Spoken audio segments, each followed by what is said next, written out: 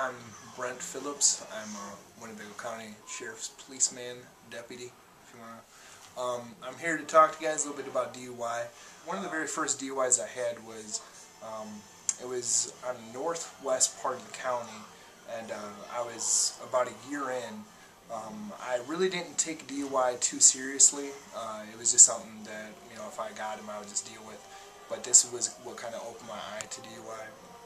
I was driving, it was about 2 o'clock in the morning, and I was driving around Old River Road, and I saw a guy that worked for a cable company. He was out on a pole working at night. Well, I stopped and talked to him for a few minutes, and he was just talking about working late, and I work late, so we kind of had a connection of, you know, working late and nights, you know.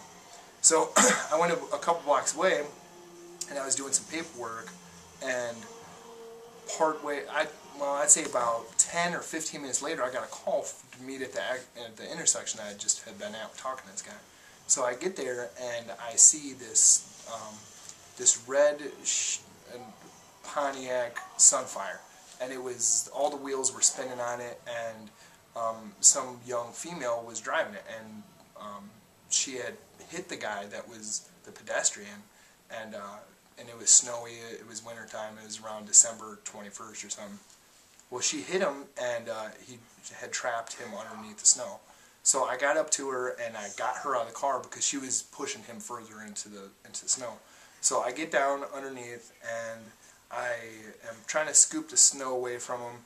He's pinned underneath it, he can't breathe, and I'm trying with my bare hands to get all the snow out. After about it seemed like an hour, but it was probably more like 3 to 5 minutes of me trying to get all the snow away from him so he could get some room to breathe. I realized that it was dire, that there was no way of doing it.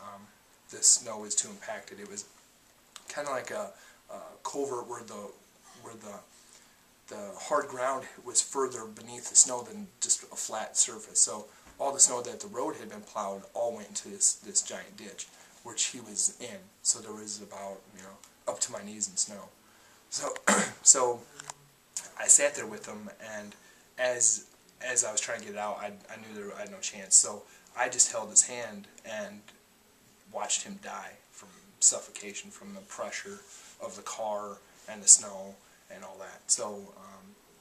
So he died, and I arrested her for DUI, and she was 19, and it was her third DUI, and she was on probation for DUI already, and I took her in custody, and eventually, after I arrested her, the charges got dropped. It was some technicality that with which direction his truck was facing and which direction she was driving.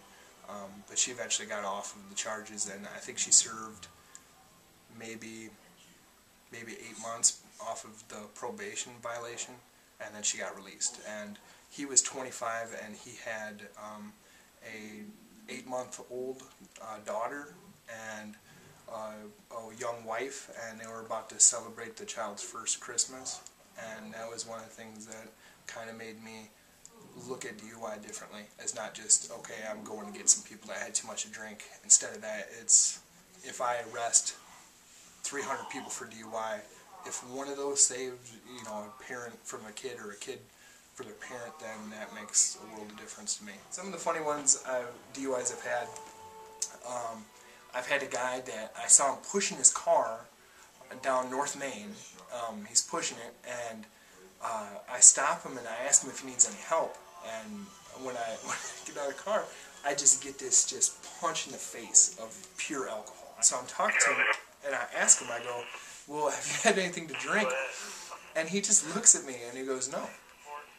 And as he's looking at me, I see this discoloration in his jeans, and the discoloration starts to spread and spread and spread and spread. I've had ones where this woman, she was parked on the road, and she had her foot on the brake, and I walk up to her, and somebody called it in as her being on the road with her foot on the brake.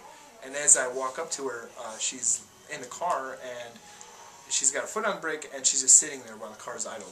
Now the whole car is just tore up from both sides. The mirrors are gone. It's a minivan, and it was a handicapped minivan too. So at first I thought it may have been, you know, somebody with like like diabetes or something.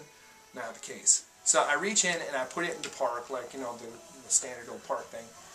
And you know, I finally wake her up, and I go, "What are you doing?" And she's like, "What are you talking about?" And I go, "Do you have your driver's license?" And she looks up at me, you know, she's passed out, and she looks at me, she goes, "I don't drive." Just like that. If you're to a point where you aren't sure, then, you know, have somebody, you know, pick you up or something. Just definitely think about what can happen, you know, whose life you can change. So just be careful out there and behave. Thank I gotta you. run. See ya.